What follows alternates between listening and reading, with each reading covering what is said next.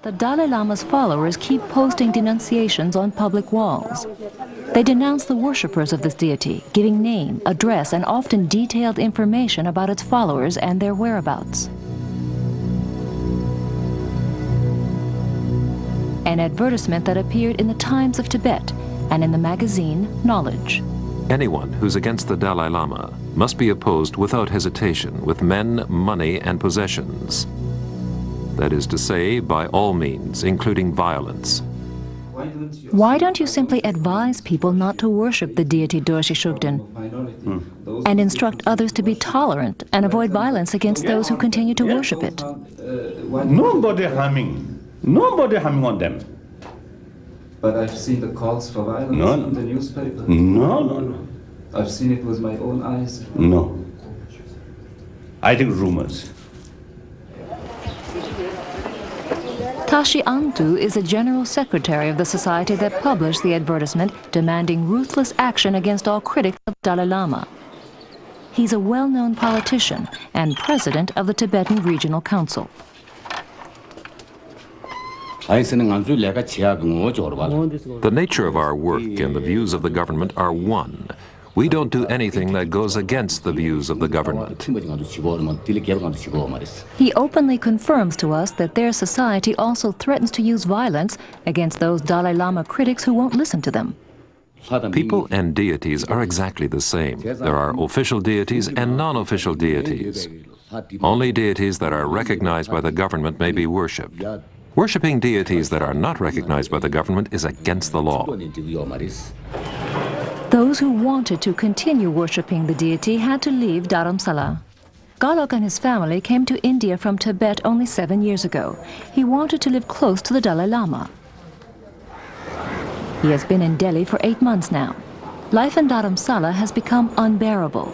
He almost never leaves his little room, an emergency shelter. He does not speak Hindi, and he feels alien in Delhi outside the Tibetan community. He was a carpenter in the Norbulinka Institute in Dharamsala. I came here with the Dalai Lama in mind. Now I'm here, and am not allowed to attend his teachings. I keep thinking about it again and again. My health was weak, and is getting worse. I cannot give up the deity, nor can I give up the Dalai Lama. They say the Dalai Lama wants it this way. In Dharamsala, everyone was against me.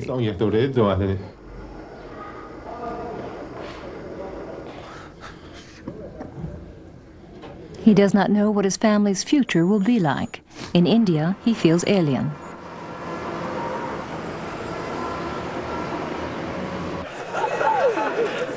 Tibet at the end of the 50s. The Dalai Lama at his doctoral exams. Shortly thereafter, he had to flee.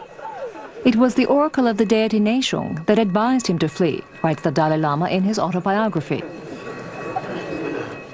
Still in a trance, the medium stumbled forward, took paper and pencil and drew clearly and precisely the escape route.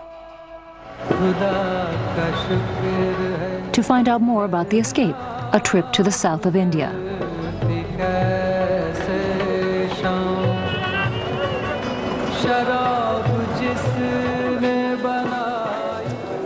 The vegetable market in Mysore. The Buddhist monks have lived in the Indian state of Karnataka for almost 40 years. No ordinary monks, they were the bodyguards of the Dalai Lama during his escape into exile in India.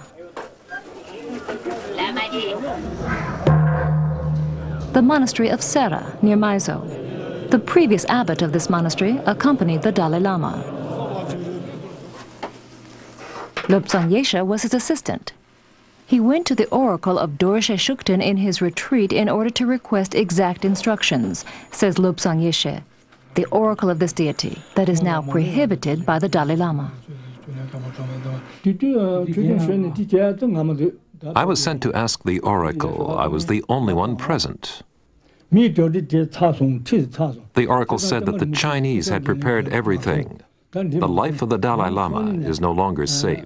You should go to the summer palace tomorrow and ask the Dalai Lama to leave the country via the southern route. Was this the advice the oracle gave? Yes, that's what the protector told me through the oracle, just like we're talking to each other. Lobsang Yeshe tells us that the oracle gave precise instructions as to how and by which route the escape should take place, with the monks as his bodyguards.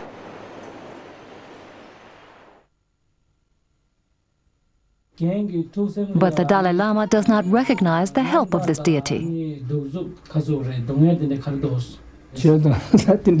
That contradicts the law of truth. Actually, how can he speak like that?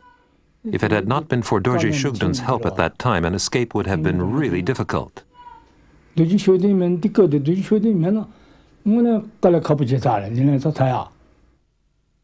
bodyguards left the summer palace first. Farther to the south, at a secret place, they met with the Dalai Lama troops. Normally, it's so difficult to see or meet the Dalai Lama. I thought, what a lucky moment. On the one hand, I was happy. On the other hand, I was also very sad, and tears came to my eyes.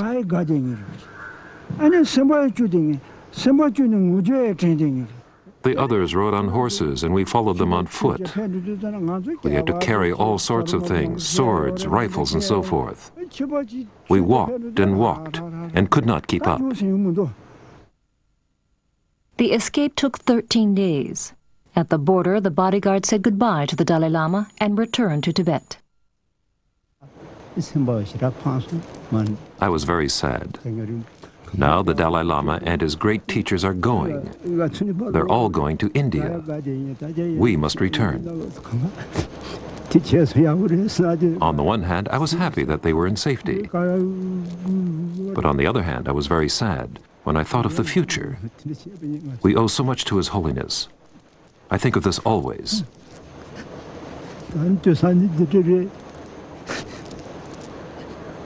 But nowadays it's so desperate.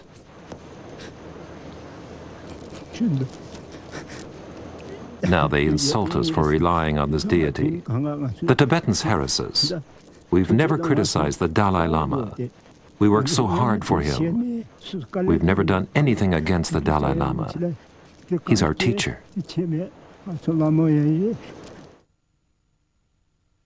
In the months to come, 100,000 Tibetans followed the Dalai Lama into exile.